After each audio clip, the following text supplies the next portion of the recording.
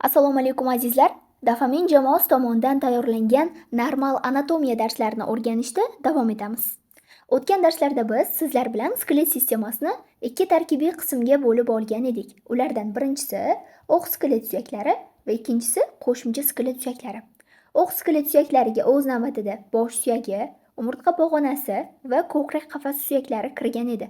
Qo'shimcha skelet suyaklariga esa yuqoriga erkin va pastga erkin suyaklari kirib, yuqoriga erkin, ya'ni tanamizning yuqorgi qismida joylashgan qo'l suyaklari ham o'z navbatida yelka kamari va erkin qo'l suyaklariga. Pastki erkin suyaklar esa, ya'ni tanamizning pastki qismida joylashgan oyoq suyaklarimiz o'z navbatida chanoq suyaklari va erkin oyoq suyaklariga bo'linishini ko'rib o'tgan edik. Va do'stlar, biz sizlar bilan o'tgan darslar davomida ushbu skelet sistemasidan umurtqa pog'onasi, ko'krak qafasi va yelka kamari suyaklari tarkibiga kiruvchi kurak va o'mrov suyaklari haqida batafsil ma'lumotga ega bo'ldik. Bugun esa sizlar bilan erkin qo'l suyaklari haqida batafsil gaplashamiz. Demak, erkin qo'l suyaklari erkin harakatlanuvchi suyaklar hisoblanib, lotinchada pars liberi membri superior deyiladi. Mana do'stlar, demak mana bu qism suyaklari bu erkin qo'l suyaklari hisoblanadi. Va mana bu suyaklar esa aynan kamar suyaklari edi. Ulardan demak o'mrov suyagi va kurak suyaklari mavjud edi. Erkin qo'l suyaklari qo'lni tanadan erkin harakatini ta'minlovchi suyaklar hisoblanadi. Mana do'stlar, demak qo'limizni yuqoriga ko'tarish, oldinga bukish, oldinga yozish kabi murakkab harakatlarni bajarishimizda aynan mana shu qo'limizning erkin suyaklari ishtirok etar ekan. Qo'limiz uzun va murakkab tuzilganligi uchun uni 3 ta sohaga ajratib o'rganamiz. Demak, mana qo'limizni 3 ta sohaga ajratib o'rganamiz. Ulardan birinchisi yelka sohasi, ya'ni brachium deyiladi va qo'limizning yuqoriga 3 dan 1 qismini tashkil etib, bu sohada aynan yelka suyagi joylashgan. Keyingisi bizda bilak sohasi, ya'ni antebrachium. Mana bu soha aynan antebrachium deyiladi va qo'limizning aynan o'rta 3 dan 1 qismini tashkil etib, bu sohada aynan radius, ya'ni bilak suyagi va ulna, tirsak suyaklari joylashganligini ko'ramiz. Va bizda 3-chi qism bu qo'l panja sohasi. Aynan mana bu soha qo'limizning pastki 3 dan 1 qismini hosil qiladi va bu sohada kaft usti, kaft va barmoq falangalarini batafsil gaplashib o'tamiz. Demak do'stlar, qo'limizning yuqorgi 3 dan 1 qismini tashkil etuvchi yelka suyagi, ya'ni humerus haqida gaplashamiz.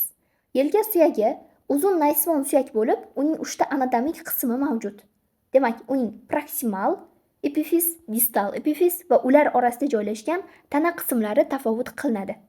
Ulardan birinchisi proksimal epifiz, ya'ni epifizis proximalis deyilib, tana markaziga, mana bu tana markaziga yaqin joylashganligi uchun aynan proksimal epifiz deyilgan. Va keyingisi bizda tana qismi, ya'ni korpus humeri, suyakning o'rta markaziy asosiy qismi hisoblanadi. Va keyingi qismi bizda distal epifiz deyiladi, ya'ni epifizis distalis va tana markazidan uzoqda joylashganligi uchun aynan distal epifiz deb nomlangan. Demak, mana do'stlar, mana bu tana markaziga nisbatan mana bu qism, ya'ni proksimal qismi yaqin, mana bu esa uzoqda joylashganligi uchun distal deyilyapti. Ana endi do'stlar, har bir qismga alohida to'xtalib o'tamiz. Proksimal epifiz. Proksimal epifiz yelka suyagining yuqorgi uchi hisoblanadi. Aynan mana bu qism proksimal epifiz hisoblanadi va kurak suyagi bilan bo'g'im hosil qiladi. Do'stlar, biz o'tgan darslarda gaplashib o'tgan edik. Kurak suyagining glinoid chuqurchasi bor edi. Mana shu glinoid chuqurchaga aynan yelka suyagining boshcha qismi kelib birikadi.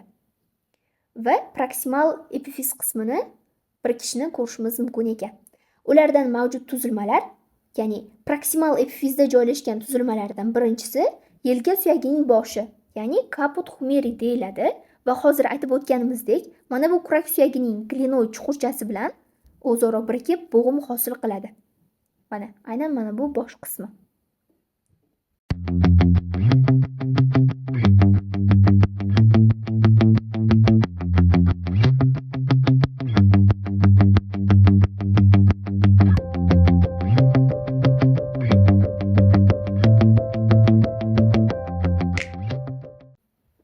Va bizda keyingi mavjud tuzilma bu anatomik bo'yincha, ya'ni column anatomicum deyiladi. va mana bu kaput humeri, ya'ni bosh qismining ostki sohasida joylashgan. Mana bu soha kolum anatomicum deyiladi va mana bu bosh qismi bilan, ya'ni yelka suyagining kaput qismi bilan mana bu tana qismini o'zaro bir-biridan ajratib turadi. Mana do'stlar, mana bu yashilda tasvirlangani aynan anatomik bo'yincha qismi hisoblanadi. Va do'stlar, bizda proksimal epifizda joylashgan keyingi tuzilmalardan katta do'mboqcha mavjud, ya'ni tuberculum majus. Tuberculum majus demak proksimal epifiz, ya'ni yelka suyagining yuqorgi proksimal qismida yuqorgi lateral sohasida joylashgan. Mana yuqorgi lateral sohasida joylashgan bo'lib, unga ko'plab mushaklar birikadi. Va keyingi qism bizda kichik do'mboqcha, tuberculum minus deyiladi va aynan proksimal epifizning oldingi yuqorgi sohasida joylashgan va ushbu do'mboqchaga aynan kurak osti mushagi kelib birikar ekan. Ushbu mushaklar haqida batafsil miologiya bo'limlarida gaplashib o'tamiz. Hozir esa shunchaki ko'rib o'tishingiz uchun berilgan. Va bizda keyingi tuzilma bu katta do'mboqcha qirrasi, ya'ni Crista tuberculi majoris deyiladi va katta do'mboqchadan pastga qarab yo'nalgan qirra hisoblanadi. Xuddi shuningdek, kichik do'mboqcha qirrasi mavjud bo'lib, Crista tuberculi minoris deyiladi va kichik do'mboqcha, mana bu kichik do'mboqchadan pastga qarab yo'nalganligini ko'ramiz. Va ushbu ikkala qirraga ham mushaklar kelib birikadi.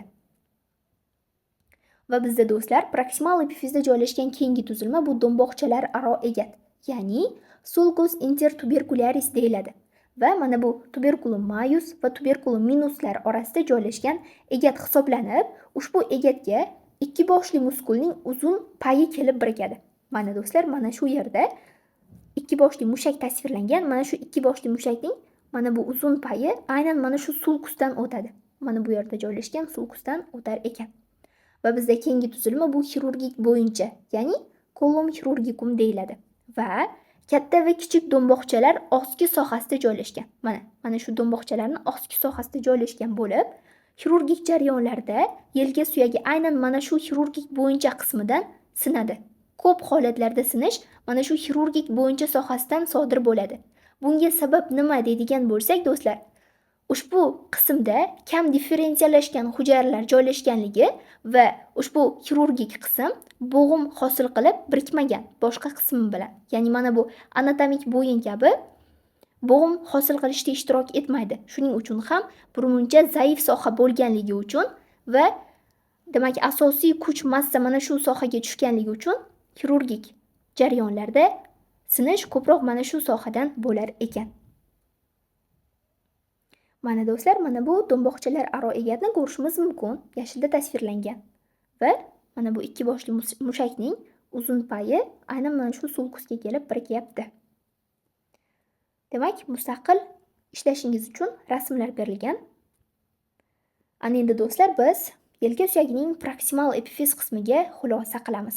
Demak, proksimal epifizda biz uning boshi, ya'ni caput humerus, uning anatomik bo'yinchasi, ya'ni colum anatomicum, colum chirurgicum, ya'ni xirurgik bo'yincha va ko'plab sinishlar nima uchun aynan xirurgik bo'yinchada sodir bo'lishi, tuberculum majus, ya'ni katta do'mboqcha, tuberculum minus, kichik do'mboqcha, ular orasida joylashgan sulcus intertubercularis va katta va kichik do'mboqchalar orasidan o'tgan sulcus intertubercularisdan aynan ikki boshli mushakning uzun payi birikishi haqida batafsil ma'lumotlarga ega bo'ldik. Ana endi do'stlar, biz yelka suyagining keyingi qismi, ya'ni uning tanasi haqida gaplashamiz. Yelka suyagining tanasi lotinchada corpus humeri deyiladi va mana bu proksimal va distal epifizlar orasida joylashgan qism hisoblanadi. Mana proksimal va distal epifiz orasidagi qism va ushbu tanasi yuqorgi qismi yumaloq silindrsimon shaklda joylashgan bo'lib, pastki qismi esa uchburchaksimon shaklda bo'ladi. Va pastki uchburchaksimon qismi aynan mana shu uchburchak shaklda joylashganligiga ko'ra, uning 3 ta qirrasi va 3 ta yuzasi farqlanadi. Ana endi do'stlar, aynan tananing pastki qismida joylashgan yuza va qirralari haqida gaplashib o'tamiz. Yuzalari, ulardan birinchisi orqa yuzasi, ya'ni facies posterior deyiladi. Mana do'stlar, mana bu uchburchakning demak 3 ta qirrasi va 3 ta yuzasi bor deb tasavvur qilamiz. Ulardan birinchisi demak margo anterior, margo medialis, margo lateralis. Aynan mana shu margolarga ko'ra uning yuzalarini farqlab olamiz. Uning demak mana bu uchburchakning orqa yuzasi, ya'ni facies posteriori va oldingi qirraga nisbatan oldingi qirradan medialda joylashgan oldingi medial yuza, ya'ni facies anteromedialis va oldingi lateral yuza, ya'ni facies anterolateralis va undan ortda joylashgan facies posterior farqlanar ekan. Ulardan demak mana orqa yuza. Demak, yelka suyakning mana bu qismida joylashgan orqa yuzasi tasvirlangan. Mana yashilda tasvirlangani bu orqa yuza hisoblanadi. Keyingisi oldingi medial yuza. Mana do'stlar, mana bu qirraga nisbatan, ya'ni oldingi qirraga nisbatan medialda joylashgan oldingi medial yuza va lateralda joylashgan oldingi lateral yuzalari farqlanar ekan. Ana endi do'stlar, uning qirralari haqida gaplashamiz. Yuqorida aytib o'tdik do'stlar, uchburchakning 3 ta qirrasi mavjud va ushbu qirradan birinchisi oldingi qirg'oq, ya'ni margo anterior hisoblanadi va oldingi medial va lateral yuzani farqlab bir-biridan ajratib turadi.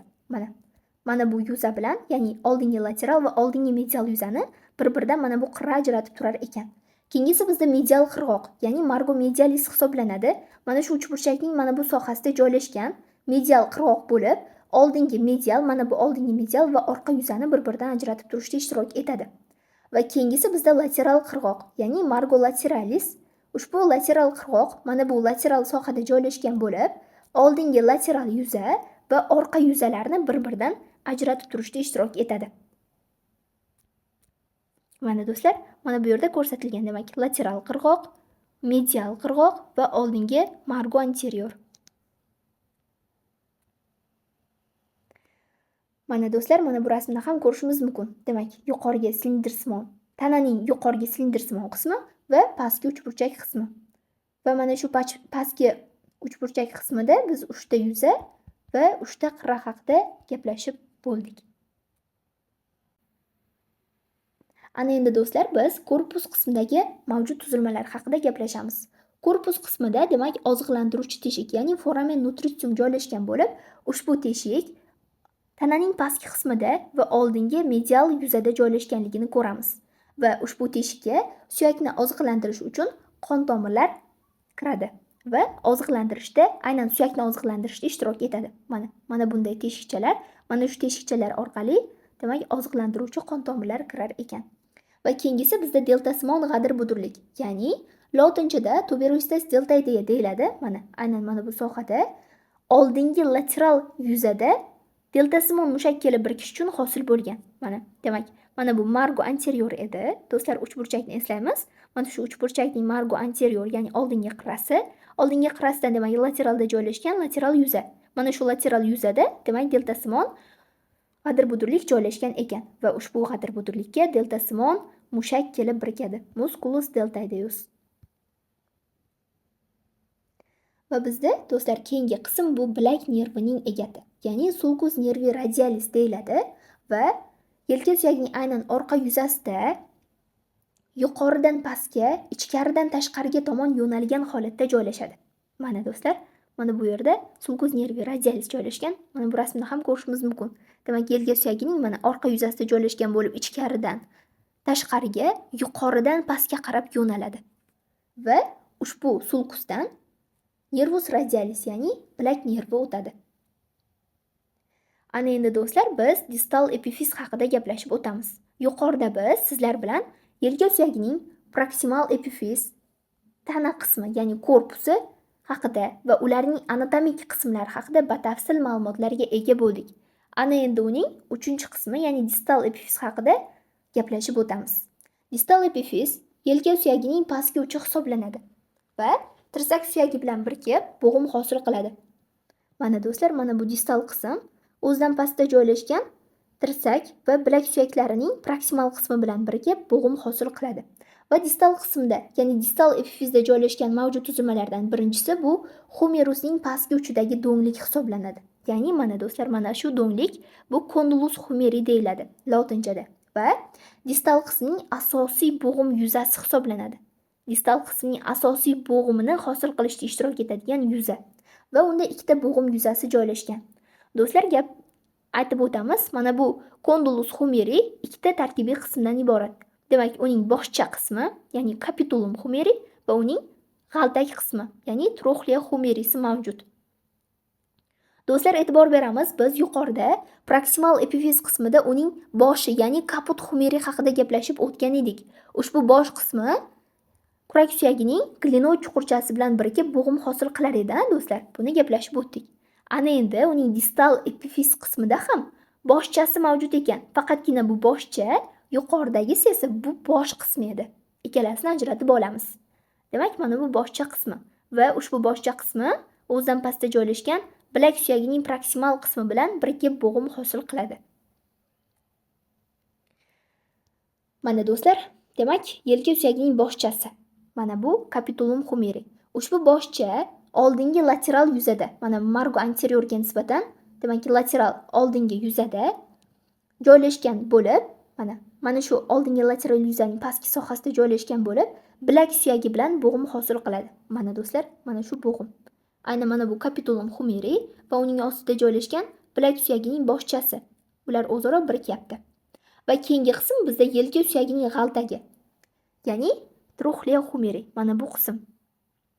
Troxleya humeri, demak, medial tomonda, ya'ni oldingi medial yuzaning pastki qismida joylashgan bo'lib, o'zaro tirsak suyagi bilan birikib bo'g'im hosil qiladi. Mana do'stlar, mana bu tirsak suyagining proksimal qismi. Va yuqorida esa uning g'altak qismi berilgan, ya'ni yelka suyagining distal epifiz qismida joylashgan troxleya humeri va ikkalasi o'zaro birikib bo'g'im hosil qilmoqda. Takrorlab o'taman do'stlar, mana bu condylus humerining tarkibiga ikkita tuzilma kirdi. Uning boshcha qismi va g'altak qismi. Demak, ikkalasi ham o'zidan pastda joylashgan bilak va tirsak suyaklari bilan birikib bo'g'im hosil qilmoqda. Mana do'stlar, mana bu rasmda ham demak oldingi yon va orqa proyeksiyalarda tasvirlanganini ko'rishimiz mumkin. Demak, oldingi proyeksiyada mana yelka suyagining distal qismi va bilak va tirsak suyaklarining proksimal qismlari va ular orasida hosil bo'layotgan bog'lanishlar. Va yon proyeksiyada esa qo'limizni yarim bukkan holatimizda qanday joylashishi, ya'ni qanday joylashishi va birikishi ko'rsatilgan. Va ana endi orqa proyeksiyada mana uning orqa proyeksiyasini ko'rishimiz mumkin. Orqa proyeksiyada mana bu olekranon o'simtasi, bu demak tirsak suyagiga tegishli qism hisoblanadi. Mana bu esa yelka suyagi. Yelka suyagining aynan fascias posteriori tasvirlangan. Do'stlar, mana bu demak tirsak bilak suyaklari haqida keyingi darslarimizda batafsil ma'lumotlarga ega bo'lamiz. Mana do'stlar, mustaqil ishlashingiz uchun rasmlar berilgan. Ana endi do'stlar, biz distal epifizda joylashgan keyingi tuzilma, ya'ni tepaliklar yoki bo'rtmalar haqida gaplashamiz. Lotinchada ushbu tepaliklar epicondylus deb ataladi va bo'g'im yuzalarining, mana bu bo'g'im yuzalarining ikki yon tarafida joylashgan bo'ladi. Mana ikki yon medial va lateral tomonlarda joylashgan. Shunga ko'ra ular medial tepacha, ya'ni epicondylus medialis va lateral tepacha, epicondylus lateralis deyiladi. Medial tepalikda, ya'ni epicondylus medialisda aynan mana shu medialisning oldingi sohasidan tirsak nervi o'tadi. Mana bunday holatda. Mana shu demak sulkusdan bilak tirsak nervi o'tadi, ya'ni nervus ulnaris. Va do'stlar, biz qo'limizni ma'lum bir jismga qattiq urib oladigan bo'lsak, ushbu sohada og'riq sezamiz va ushbu og'riq mana shu sohadan o'tgan tirsak nervi hisobiga sodir bo'lar ekan. Va bizda lateral tepachaligini ko'rib o'tdik. Ana endi keyingi tuzilma bu tepa usti qirralari. Ya'ni crista supracondylus medialis et lateralislar. Ushbu qirralar har ikki tepalikdan mos ravishda yuqoriga tomon yo'nalgan holatda bo'ladi. Mana do'stlar, epicondylus medialisdan yuqoriga qarab yo'nalgan crista supracondylus medialis. Ana endi tarjima qilamiz do'stlar. Crista degani bu qirra, supra degani yuqoriga, condylus degani mana bu tepalik. Ya'ni medial degani medial tomonda joylashgan, epicondylusdan yuqoriga qarab yo'nalgan qirra. Xuddi shuningdek, epicondylus lateralisdan yuqoriga qarab yo'nalgan lateral qirra ham farqlanar ekan va ushbu qirralarga mushaklar kelib birikadi.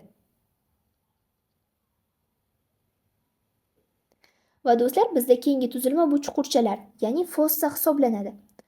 Chuqurchalar bo'g'imlarning harakatini ta'minlab berishda ishtirok etadi va distal epifizda aynan 3 ta chuqurcha joylashgan. Ulardan birinchisi bilak chuqurchasi, ya'ni fossa radialis deyiladi. Mana do'stlar, aynan mana shu chuqurcha fossa radialis deyiladi va oldingi medial yuzaga nisbatan kapitulum humerining ustida joylashgan. Mana do'stlar, mana bu uchburchak, mana shu uchburchakning oldingi qirrasining aynan oldingi yuzasida, ya'ni oldingi lateral yuzasining pastki qismida kapitulum humerining ustida joylashgan bo'lib, uning vazifasi harakat vaqtida bilak suyagining boshi bilan birikadi. Mana shu sohaga aynan bilak suyagining boshcha qismi kelib birikadi. Mana bu sohaga, fossa radialisga bilak suyagining demak boshcha qismi kelib birikadi va harakat vaqtida bo'g'im harakatini ta'minlab beradi. Va bizda keyingi tuzilma bu tochsimon chuqurcha, ya'ni fossa koronoidea deyiladi. Mana oldingi lateral yuzaning pastki sohasida va troxliyaning ustki qismida joylashgan.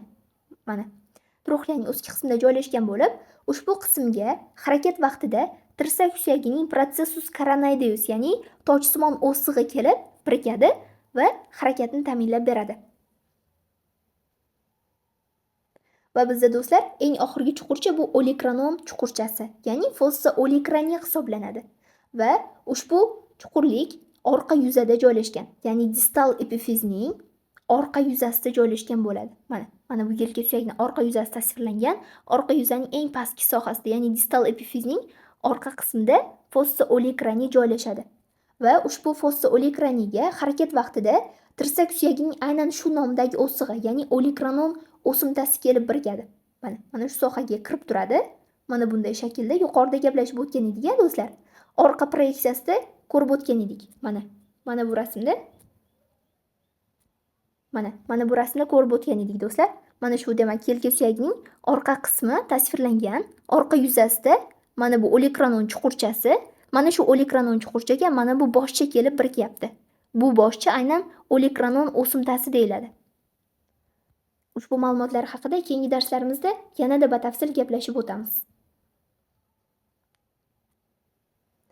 Demak, mana shu haqida gaplashib o'tdik. Olikronon chuqurchasi va unga birikib turuvchi olikronon o'simtasi mavjud ekan.